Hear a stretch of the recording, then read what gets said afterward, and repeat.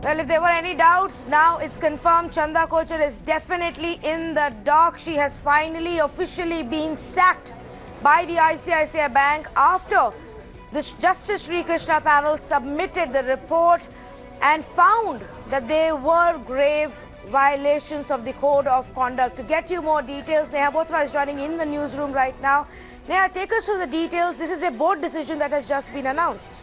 This is not exactly a board decision that has been announced. In fact, Chanda Kochhar had resigned last year. What we today need to understand is that the top banker of the country, a veteran banker, Chanda Kochhar, who was allegedly involved in a case of nepotism as far as extending loans to Videocon is concerned, has now officially been found guilty of violating the code of ICICI Bank with respect to lack of due diligence, also with respect to disclosures as required. In fact, she, remember, did not recuse herself from important meetings.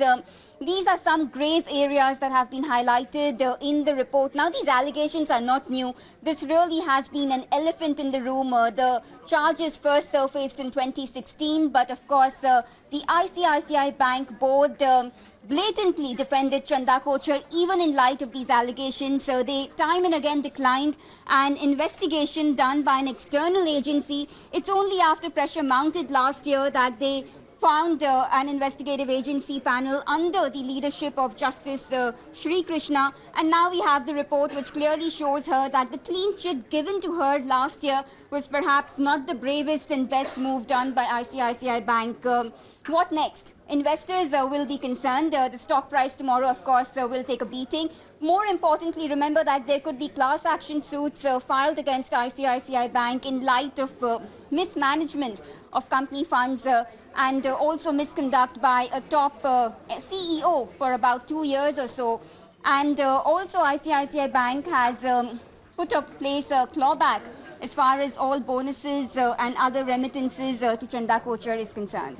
All right, Neha, thanks so much for joining us. I'm just going to highlight some of the points from this ICICI Bank statement that has come out, and it says inquiry report concluded that her lack of diligence with respect to annual disclosures as required by the bank in terms of its internal policies, the ICICI Bank Code of Conduct and applicable Indian rules and regulations on her interest, direct or indirect, towards avoidance of conflict of interest. Remember, this has been one of the biggest charge against her when considered that the bank's processes were dependent solely on the directors discharging their fiduciary duty to recuse themselves and avoid conflict. Implies that the bank's processes were rendered ineffective by her approach to such disclosures and avoidance of conflict. Effectively, what this also means is that the entire blame has been put on Chanda Kochhar, that it was her responsibility to come ahead and disclose if there was any conflict of interest, which she did not do. So the rules have been put in place by the ICICI Bank, but Chanda Kochhar did not make those necessary disclosures.